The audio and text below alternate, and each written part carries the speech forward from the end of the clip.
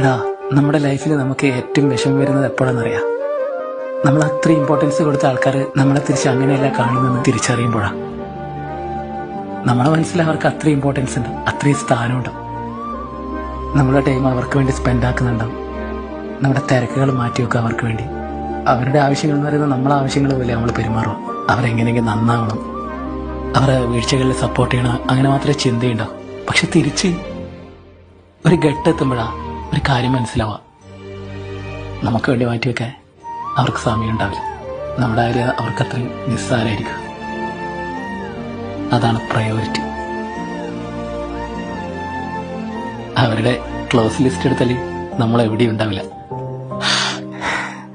എന്നാലും നമ്മൾ അവരുടെ പിറകെ പോകും. എന്തുകൊണ്ടാണെന്നറിയാം? സ്നേഹം എന്ന് പറയുന്നത് ഒരിക്കൽ ജനിച്ച് ഒരിക്കൽ മരിക്കേണ്ട കാര്യമില്ലല്ലോ. അതെപ്പോഴും നിലനിൽക്കേണ്ടതല്ലേ.